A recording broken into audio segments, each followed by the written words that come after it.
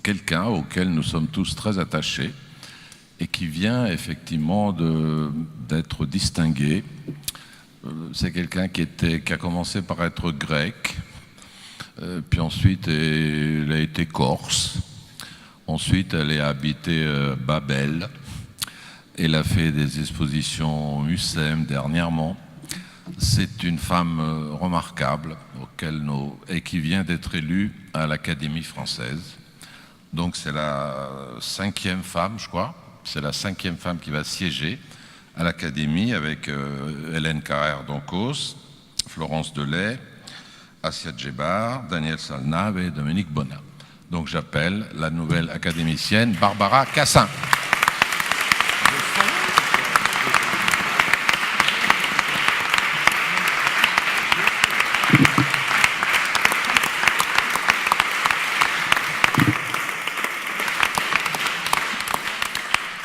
Merci. Je suis très émue, pas d'être académicienne, mais d'être ici à vous parler de maisons qui me tiennent à cœur.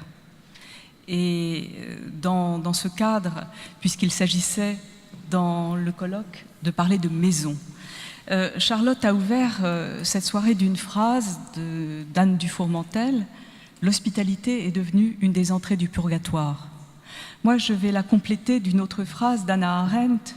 « Manifestement, personne ne veut savoir que l'histoire contemporaine a engendré un nouveau type d'êtres humains, ceux qui ont été envoyés dans des camps de concentration par leurs amis et dans des camps d'internement par leurs ennemis. » Par leurs ennemis.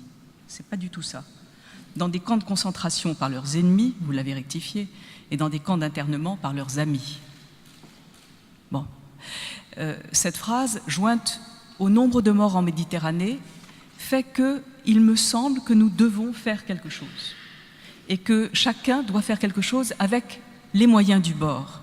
Eh bien, c'est des moyens du bord que je vous propose, là, le plus vite possible. Je voudrais vous parler de ce que nous sommes en train de faire surgir de terre, je voudrais vous parler dans cette magnifique maison et hospitalière maison de Monaco, de maisons qui n'existent pas vraiment, qui sont plutôt un réseau de lieux et d'actions, mais qui ont un nom. Maison de la sagesse, traduire.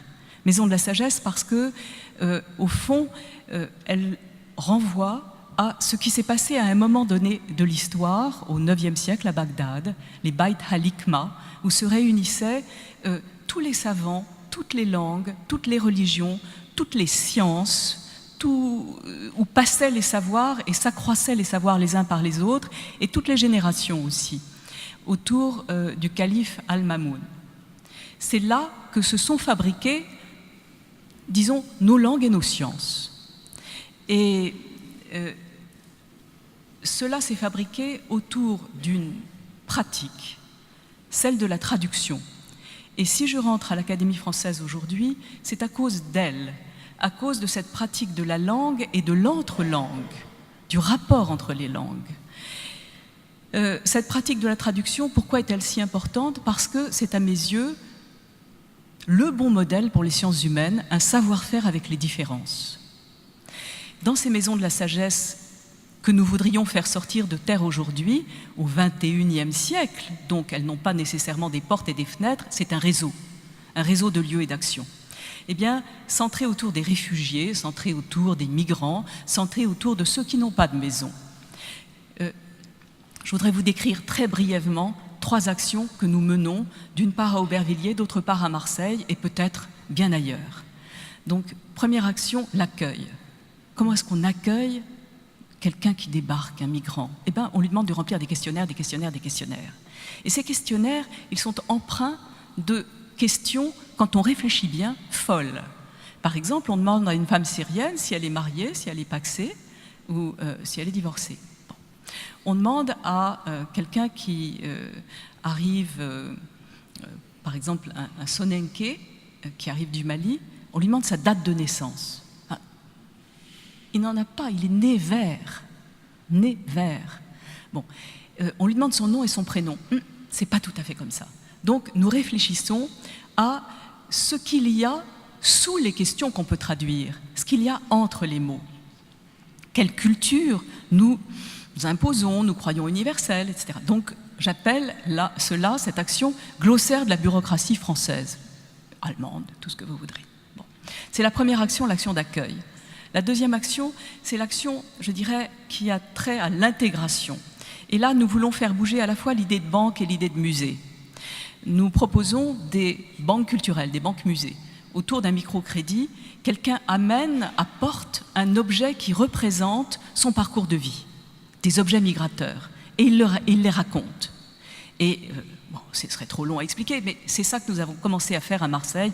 C'est absolument extraordinaire et bouleversant. Et la troisième action, je vais très vite, c'est une action directement philosophique, philosophante, qui est de réfléchir sur ce qui bloque le plus. Eh bien, ce qui bloque le plus, c'est, me semble-t-il, les religions au sens où elles sont hypertrophiées. Et nous travaillons sur les intraduisibles des trois monothéismes. Comment dit-on Dieu dans la Torah, dans la Bible, dans le Coran? Comment dit-on l'autre? Comment dit-on croire? Réfléchissons, croisons ça, et voyons si ça passe ou si ça ne passe pas, et comment ça ne passe pas. Pourquoi est-ce que les Juifs n'écrivent pas Dieu? Pourquoi est-ce que et comment? Bon. Voyons tout cela. Et c'est autour de ces trois actions, vous voyez, qui sont selon trois temporalités, l'accueil, l'intégration et, disons, le recul critique, la réflexion sur ce qui bloque le plus. C'est autour de ces trois actions que je voudrais que nous bricolions avec nos moyens, tous ensemble, des maisons de la sagesse traduire. Et je conclus d'un mot, entre les mots et entre, intrare et inter. Merci.